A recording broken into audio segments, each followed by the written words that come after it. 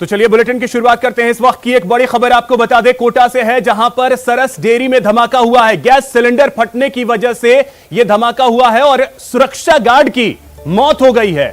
यह बड़ी खबर आपको बता दें कोटा से। हादसे में कुछ और लोग भी घायल हुए हैं। आरके पुरम और दादाबाड़ी थाना पुलिस मौके पर पहुंच गई है। यह बड़ी खबर इस वक्त की कोटा से, जहां पर एक सिलेंडर ब्लास्ट हुआ है सरस डेयरी में। यह बड़ी खबर इस वक्त की। सुरक्षा गार्ड की इस हादसे में मौत हुई है। कुछ और लोग भी घायल हुए हैं। आरके पुरम और दादाबाड़ी थाना पुलिस मौके पर पहुंच गई है।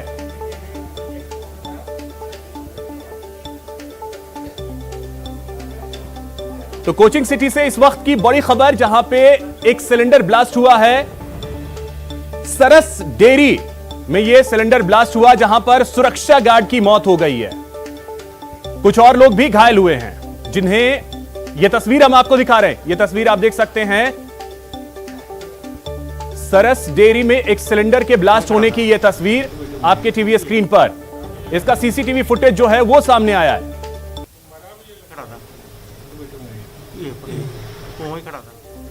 तो ये तस्वीरें हम आपको दिखा रहे हैं। कोटा से ये तस्वीर सामने आई है, जहां पर सरस डेयरी में सिलेंडर ब्लास्ट हुआ है। एक सुरक्षा गार्ड की इस हादसे में मौत हो गई है।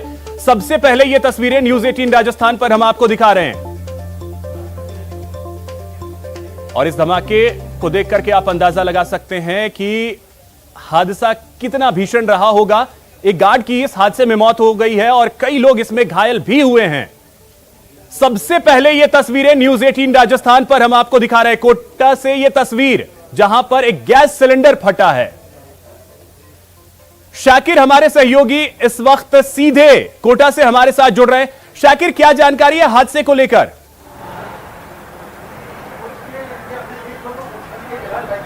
जी देखिए, बहुत ही दर्दनाक हादसा है और ये कोटा की सरस डेयरी है। यहीं पर ये सिलेंडर रखा हुआ था और एकदम से अचानक हादसा हुआ और सिलेंडर फट गया। फ्यून गैस जो होता है वो उस गैस से भरा हुआ सिलेंडर था और उस दौरान यहाँ पर 3-4 शख्स मौजूद थे, लेकिन भूपेंद्र जो है वो यहीं पर खड़े हुए थे और भूपेंद्र के सीधे सिलेंडर की चोट लगी और उसके बाद में यहाँ पर अफरा तफरी का माहौल हो गया। धमाका भी इतना तेज हुआ, जो आप देख सकते हैं तस्वीरों में, जिस तरह सीसीटीवी फुटेज आया है उसमें किस तरह का तेज धमाका है। यहाँ सुपरवाइजर जो है प्रत्यक्षदर्शी भी हैं। मैं इन्हीं से पूरा घटनाक्रम जानने की कोशिश करता हूँ। जी, किस तरह का घटनाक्रम था, क्या हुआ था? धमाका इतनी जवाबदारी से हुआ है, दरवाजे जो लगा किसी ने एकदम तोड़ दिया है और ये बिजली के बोर्ड वगैरह भी टूट गए और कूलर भी सुद्धा टूट गया। इतनी जोरदार धमाका हुआ, मेरे को खुद महसूस नहीं हुआ कि क्या हुआ क्या नहीं। एकदम मैं भीतर कदम रखा था, फिर मैं वापस मुड़ के धमाका देखा ना, तो देखा एक गार्ड गिरा, खून निकल रहा था। तो एक गार्ड देखा उछल के, तो उसकी देख रेख में तुरंत एक गार्ड को भगाया, गाड़ी मंगवाई और वो गाड़ी में 2-4 जन लेके तुरंत मेडिकल कॉलेज भिजवाया। उसके बाद मत कार्रवाई। और भी लोग यहाँ मौजूद थे, उनको चोट आई? नहीं, और किसी के चोट नहीं आई। तो क्या रहा यहाँ पर, जो मैनेजर वगैरह है उन्होंने मौके पर आकर, भी पुलिस भी आई थी, फोरेंसिक टीम भी आई थी, या इस तरह ये सिलेंडर ऐसे ही रखे रहते हैं? नहीं, सिलेंडर यहाँ रखे नहीं रहते। किसी भी बीएमसी पे सिलेंडर जाते हैं, उनकी डिमांड होती है तो यहाँ सुबह स्टोर से सिलेंडर भर के रखवा दिए जाते हैं, शाम को टैंकर जाते हैं। जिस बीएमसी का होता है उसको हम लोग गार्ड से कहकर टैंकर को रखवा के वहाँ भिजवा देते हैं। अच्छा, इससे पहले भी इस तरह का हादसा हुआ यहाँ पर? कोई इस तरह का कभी नहीं हुआ, ऐसा कभी नहीं हुआ। तो जिस तरह का हादसा हुआ है वो अपना आप में बड़ा हादसा है। ये डेयरी प्लांट है और यहाँ पर मुख्य जो द्वार है इसके पास ही यहाँ पर सिलेंडर रखा हुआ था और उस सिलेंडर को जो है छोटी डेयरी जहाँ से जो है दूध आता है ग्रामीण इलाकों से, वहां पर उसको भेजना था, लेकिन उससे पहले ही यह हादसा हो गया। पुलिस जो है यहाँ पर मौके पर आरके पुरम थाना पुलिस पहुंची थी, उन्होंने पूरे मामले को बहुत शुक्रिया शाकिर आपका, बहुत शुक्रिया शाकिर आपका तमाम जानकारी के लिए। तो कोटा में एक सिलेंडर ब्लास्ट हुआ है। सबसे पहले ये तस्वीरें न्यूज 18 राजस्थान पर हम आपको दिखा रहे हैं।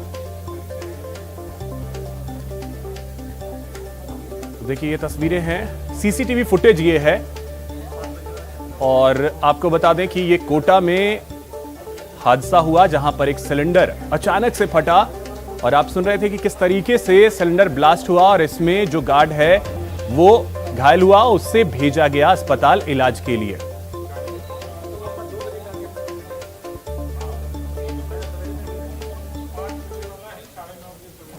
चलिए अब रुख करते हैं अगली खबर की ओर और बात करेंगे प्रदेश को मिले सौगात की।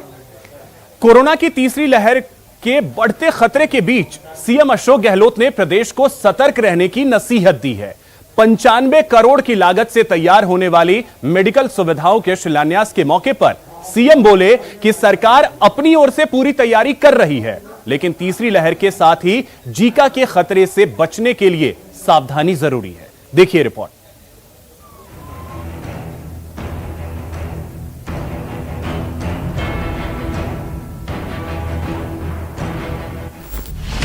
तीसरी लहर को लेकर सीएम की चेतावनी।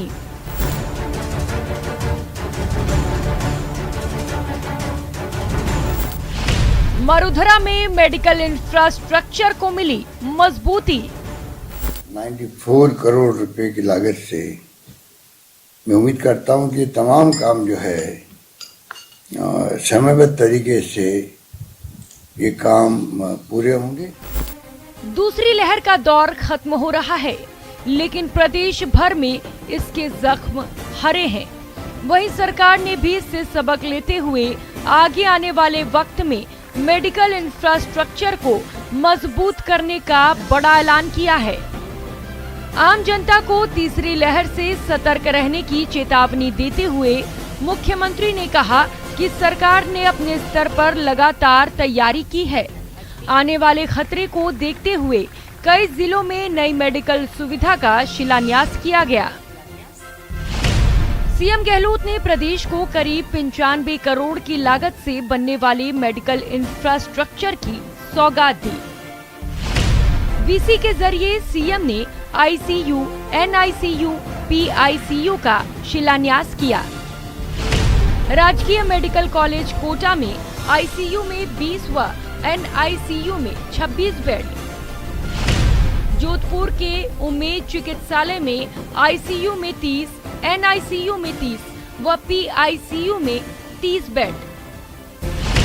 जोधपुर के ही मथुरादास माथुर अस्पताल में आईसीयू में 30, एनआईसीयू में 30। अजमेर के जेएलएन अस्पताल में 50 बेड के आईसीयू। झालावाड़ के एसआरजी अस्पताल में आईसीयू में 20, एनआईसीयू में 20 और पीआईसीयू में 23 बेड की सुविधा के अलावा चूरू के पीडीयू कॉलेज, बाड़मेर और सीकर मेडिकल कॉलेज में भी नए आईसीयू, पीआईसीयू और एनआईसीयू का शिलान्यास किया गया। जोधपुर, कोटा, अजमेर, झालावाड़, बाड़मेर, सीकर, पाली, चूरू, भरतपुर, भीलवाड़ा, डूंगरपुर के अंतर्गत जो आईसीयू बेड, एनआईसीयू, पीआईसीयू के शिलान्यास हुए हैं और करीब लगभग 94 करोड़ रुपए की लागत से मैं उम्मीद करता हूं कि तमाम काम जो है समयबद्ध तरीके से ये काम पूरे होंगे। अपने संबोधन में सीएम ने कहा कि प्रदेश सरकार मेडिकल सुविधाओं के मामले में राजस्थान को पूरे देश में अव्वल बनाना चाहती है और इसके लिए सरकार की कोशिश जारी है। राजस्थान में मेडिकल सेक्टर के अंदर हम लोग पायनियर बने देश के अंदर। ये पहचान बनाए पूरे मुल्क में कि राजस्थान वो राज्य है जहाँ पर इंफ्रास्ट्रक्चर के अंदर भी सब सुविधाएं हैं। फ्री मेडिसिन की स्कीम हमने बहुत शुरू पहले कर दी थी, फ्री टेस्ट की स्कीम शुरू की, फिर चिरंजीवी योजना लेके आए जो 5 लाख तक का जो हमारे प्रदेशवासियों को जो लाभ मिल रहा है और मिलेगा। कुछ कठिनाइयाँ आ भी रही है, मुझे इसकी जानकारी है, वो भी हम दूर करने का प्रयास कर रहे हैं। मुख्यमंत्री बोले कि कोरोना के खिलाफ जंग हो या वैक्सीनेशन का मामला, राजस्थान ने पूरे देश में अपनी छाप छोड़ी है। कोरोना को हराने में भी प्रदेश आगे रहा, लेकिन कोरोना की तीसरी लहर के साथ ही जीका वायरस के बढ़ते खतरे से प्रदेश को बचाने की जिम्मेदारी सरकार के साथ आम जनता की भी है। आपको बता दें कि देश के कई राज्यों में कोरोना के केस फिर से बढ़ने लगे हैं। वहीं WHO और ICMR ने सितंबर तक देश में तीसरी लहर की चेतावनी दी है। प्रेम मीणा, न्यूज़ 18 राजस्थान, जयपुर।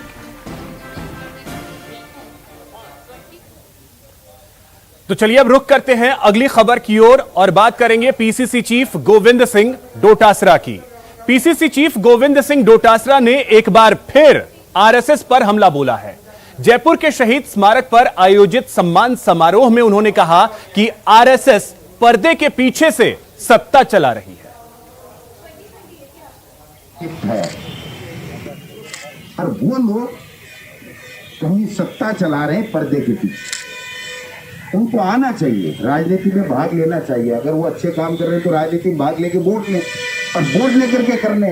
अपने कैसे कैसे कमीशन मांग रहे हैं, इनको थोड़ी बहुत की शर्म नहीं आई। 20-20 करोड़ रुपए का ओपन, तो फिर भी कह रहे हैं हमारे खिलाफ षड्यंत्र हो रहा है। कौन कर रहा है आपके खिलाफ षड्यंत्र? कोई नहीं कर रहा षड्यंत्र।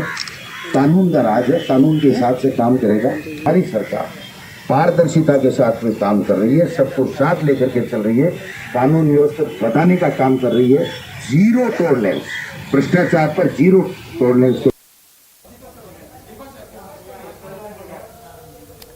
अब बात करते हैं परिवहन मंत्री प्रताप सिंह खाचरियावास की। परिवहन मंत्री प्रताप सिंह खाचरियावास आज एक्शन में दिखे।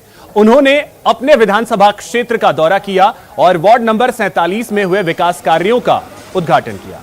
इस दौरान उन्होंने जयपुर की प्रसिद्ध गुलाब जी के चाय की चुस्की भी ली और लोगों के साथ चाय पर चर्चा की। तो कई जगह मौके पर ही लोगों की समस्याएं सुनी और समाधान के निर्देश भी दिए।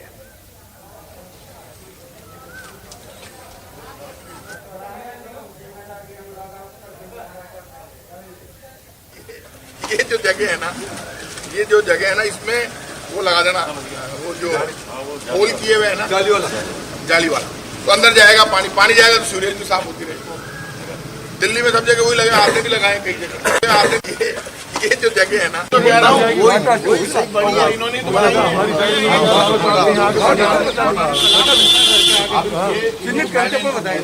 आपके यहाँ पे एक काम कर लो, ये लोग तो ये अपने आप एक बार स्लोप चेक कर लो, ये पानी बाहर निकल जाए। यहां रुकेंगे एक छोटे से ब्रेक के लिए। ब्रेक के बाद आपको दिखाएंगे खतरा घटा लेकिन अटैक बढ़ा।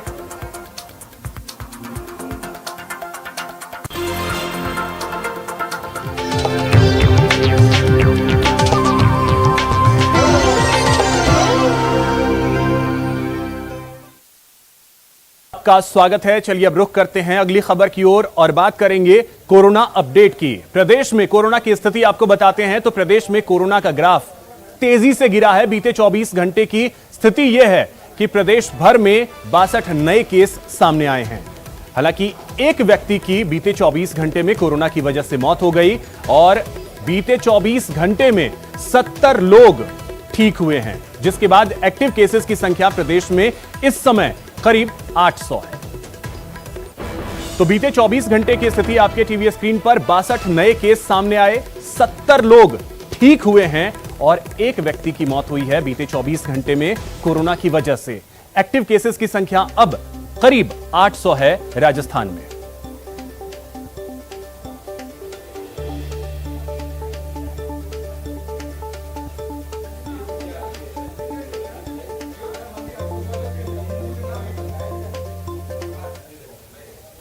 तो प्रदेश में लगातार कोरोना का ग्राफ तेजी से गिरता जा रहा है और इसी बीच आपको बताएं कि प्रदेश में तीसरी लहर के खतरे के बीच कोरोना का दूसरा दौर तो खत्म होने के कगार पर है।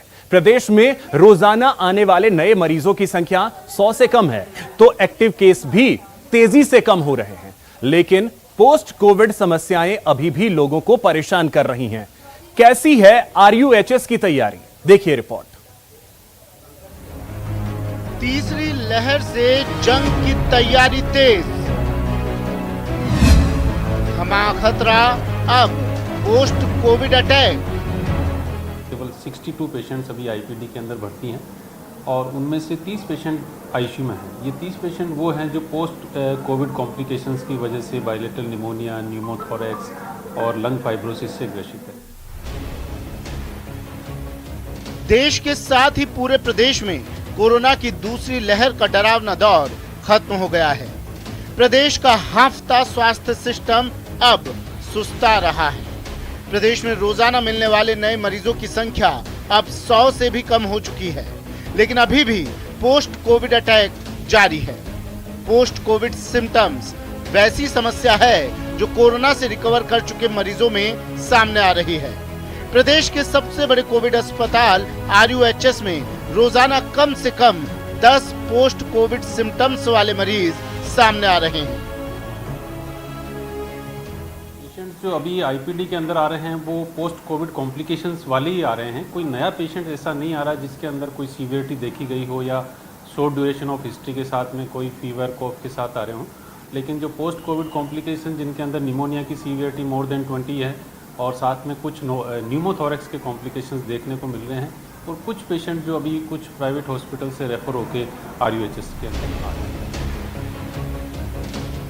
न सिर्फ कोरोना से संक्रमित होने वालों की संख्या कम हुई है, बल्कि नए मरीजों में गंभीर लक्षण भी कम दिख रहे हैं। हालांकि दूसरी लहर से सीख लेकर अस्पताल प्रशासन तीसरी लहर की आशंका के मद्देनजर अपनी तैयारियों को अंतिम रूप दे रहा है। भविष्य की जो थर्ड वेव की तैयारी है उसको देखते हुए हम ये उम्मीद ये कर रहे हैं कि राज्य सरकार स्तर पर पूरी की पूरी तैयारी हमारी मुस्तैदी के साथ चल रही है।